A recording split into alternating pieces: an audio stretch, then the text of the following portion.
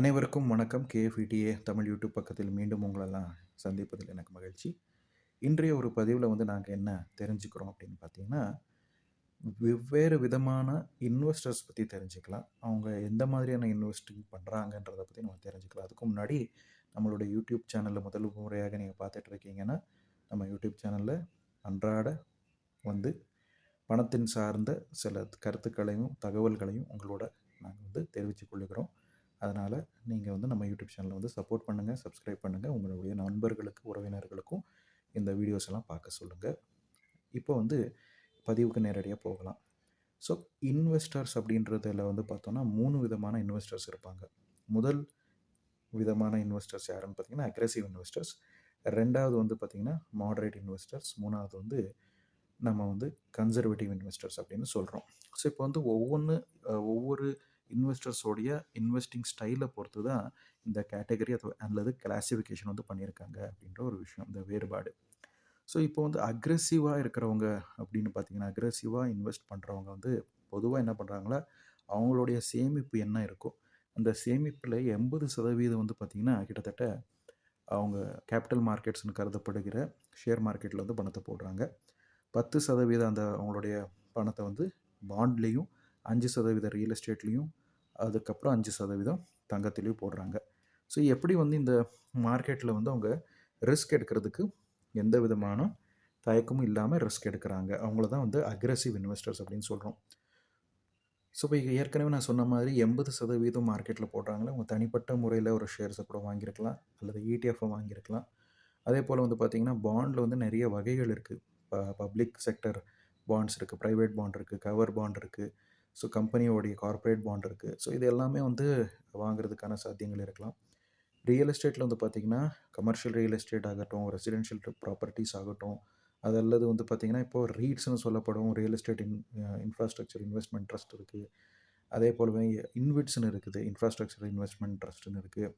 So இந்த மாதிரியான முதலீடுகள் கூட அவங்க பண்ணுறதுக்கான சாத்தியங்கள் இருக்கலாம். அதே போல் பார்த்திங்கன்னா தங்கத்தில் அவங்க ஜுவல்லரியை வாங்கியிருக்கலாம், காயினாக வாங்கியிருக்கலாம், அல்லது பாராக வாங்கியிருக்கலாம். அது இல்லைனாலும் இடிஎஃப் மூலமாக கூட கோல்டு இடிஎஃப் வழியாக அல்லது டிஜிட்டல் கோல்டு வழியாக கூட முதலீடு பண்ணியிருக்கலாம். ஸோ நான் இப்போ கிளாஸிஃபை பண்ணியிருக்கிறது இந்த அக்ரெசிவ் கேட்டகரி. இந்த வீடியோவுடைய கடைசியில் யார் எந்த விதமான கேட்டகரியில் நீங்கள் கையாளலான்றதை சொல்கிறேன். அதுக்கு முன்னாடி பார்த்திங்கன்னா நீங்கள் இதுக்கு சார்ந்த தகவல்களை நீங்கள் இன்னும் தெளிவாக தெரிஞ்சுக்கணுன்னா உங்கள் நகரத்துலேயே உங்களுடைய ஏரியாவில் அல்லது பார்த்திங்கன்னா உங்கள் ஊரில் இருக்கக்கூடிய செபி ரெஜிஸ்டர்ட் ஃபினான்ஷியல் அட்வைசரை நீங்கள் கன்சல்ட் பண்ணிக்கோங்க. இது ஒரு எஜுகேஷன் பர்பஸ்க்காக பண்ண ஒரு வீடியோன்னு சொல்கிறதுக்கு நான் இங்கே விரும்புகிறேன். ரெண்டாவது கேட்டகரி பார்த்திங்கன்னா கன்சர்வேட்டிவ் இன்வெஸ்டர்ஸ் அப்படின்னு சொல்கிறோம் இல்லையா, அவங்க மூணாவதுல வருவாங்க. ரெண்டாவது மாடரேட் இன்வெஸ்டர்ஸ். ஸோ இந்த மாடரேட்டாக இருக்கக்கூடிய இன்வெஸ்டர்ஸ்கள் அப்படின்றவங்க யாருன்னா, அவங்க அதிகமான ரிஸ்க் எடுக்கிறதுக்கு தயாராக இல்லை. அதே போல் பார்த்திங்கன்னா குறைஞ்சபட்ச ரிட்டர்ன்ஸுக்கும் அவங்களுக்கு விருப்பம் இல்லை. ஸோ அப்படிங்கிறவங்க பார்த்திங்கன்னா இந்த மிடில் லெவலில் இருக்கக்கூடிய அல்லது மாடரேட் இன்வெஸ்டர்ஸ் அப்படின்னு சொல்லலாம். ஸோ இப்போ பார்த்திங்கன்னா இவங்க என்ன பண்ணுறாங்க, எப்படியெல்லாம் முதலீடு செய்கிறாங்கன்னா, 70% அவங்களுடைய சேமிப்பில் இருக்கக்கூடிய காசை எடுத்து அவங்க பார்த்திங்கன்னா இந்த எக்விட்டியில் அல்லது ஷேர் மார்க்கெட்டில் போடுறாங்க. 20% பாண்ட் மார்க்கெட்லேயும், அதே போல் 5% ரியல் எஸ்டேட், அப்புறம் 5% கோல்டில் கூட அவங்க முதலீடு செய்கிறாங்க. மூன்றாவது கேட்டகரி பார்த்திங்கன்னா கன்சர்வேட்டிவ் இன்வெஸ்டர்ஸ். ஸோ கன்சர்வேட்டிவ் இன்வெஸ்டர்ஸ்ன்றவங்களுக்கு கேபிட்டல் ப்ரிசர்வேஷன் ரொம்ப மிகப்பெரிய பங்கு வகிக்குது. அதாவது பார்த்திங்கன்னா பணத்தை அவங்க எந்த விதத்துலேயும் இந்த ரிஸ்க் எடுக்கிறதுக்கு அவங்களுக்கு விருப்பம் இல்லை. ஏன்னா அவங்களுக்கு பணம் தான் முக்கியம் அப்படின்ற ஒரு மனநிலையில் இருப்பாங்க. பணம் லாஸ் ஆகக்கூடாது அப்படின்ற ஒரு மனநிலையில் அவங்க இருப்பாங்க. So low risk low return அப்படின்ற ஒரு மைண்ட் செட்டில் இருந்தாலும் கேபிட்டல் ப்ரிசர்வாக இருக்கும். எந்த விதமான வாலட்டிலிட்டி மார்க்கெட் ஃப்ளக்சுவேஷனுக்கு லாஸ் ஆகிறத குறைச்சிக்கலாம் அப்படின்ற மனநிலை இருக்கிறவங்க தான் இந்த கன்சர்வேட்டிவ் இன்வெஸ்டர்ஸ்.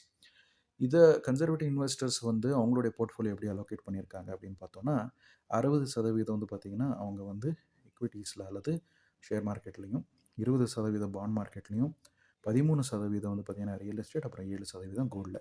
எதுக்கு இந்த கன்சர்வேட்டிவ் 13% ரியல் எஸ்டேட்டில் போடுறாங்கன்னா, அவங்களுக்கு ஒரு கன்சிஸ்டன்ட் இன்கம் வேணும். அதே போல் பார்த்திங்கன்னா மார்க்கெட் ஃப்ளக்சுவேஷன் இல்லாமல் ஒரு ஸ்டேபிளான கேபிட்டல் அவங்களுக்கு கிடைக்கணும் அப்படின்ற ஒரு மனநிலை தான் இந்த மாதிரி அவங்க போர்ட்ஃபோலியோவை இது பண்ணியிருப்பாங்க, ஸ்ப்ளிட் பண்ணியிருப்பாங்கன்ற ஒரு விஷயம். இப்போ யார் இதெல்லாம் இந்த மாதிரியான கேட்டகரிஸில் வருவாங்க அப்படின்னு பார்த்தோம்னா, இப்போ ரிட்டையர்ட் ஆகிருக்கக்கூடிய 60 வயசுக்கு மேற்பட்ட நபர் கேபிட்டல் ப்ரிசர்வேஷன் தான் அவங்க செய்யணும். எந்த விதமான மார்க்கெட் ரீதியான அபாயங்கள் இருந்தாலும் கூட அதிலிருந்து அவங்க கேபிட்டல் வந்து எரோட் ஆகாமல் பார்த்துக்கணும் அப்படின்னா அவங்க கன்சர்வேட்டிவ் இன்வெஸ்டிங் முறையை தான் கையாளணும். அதே போல் வந்து பார்த்திங்கன்னா ஹை ரிஸ்க்காக இருக்கக்கூடிய அக்ரெசிவ் இன்வெஸ்டிங் யார் பண்ணணும் அப்படின்னா, சமீபமாக ஒரு 2-3 வருஷத்துலேருந்து வேலையில் சேர்ந்து எமர்ஜென்சி ஃபண்ட் வந்து பில்டு பண்ணிவிட்டு ஒரு ஹெல்த் இன்சூரன்ஸ், டெர்ம் இன்சூரன்ஸை போட்டு வச்சவங்க வந்து பார்த்திங்கன்னா இந்த அக்ரெசிவ் இன்வெஸ்ட்மெண்ட்டை வந்து அவங்க கையாளலாம். இதன் வழியாக வந்து அவங்க கடனில் இருந்து வெளியே வந்திருந்தாலும் கூட அவங்கக்கிட்ட ஒரு குறிப்பிட்ட தொகை வந்து சேவிங்ஸில் இருந்தது போக ஒரு பணத்தை வந்து என்ன பண்ணுறாங்க அப்படின்னா இந்த மாதிரி ஹை ரிஸ்க் ஹை ரிட்டர்ன் இன்வெஸ்ட்மெண்ட்டில் போடுறதுனால அவங்களுக்கு வந்து லாங் டர்மில் நல்ல கேபிட்டல் அப்ரிஷியேஷன் ஆகும், நல்ல ஒரு ரிட்டர்ன்ஸும் கிடைக்கும்ன்ற ஒரு விஷயம்.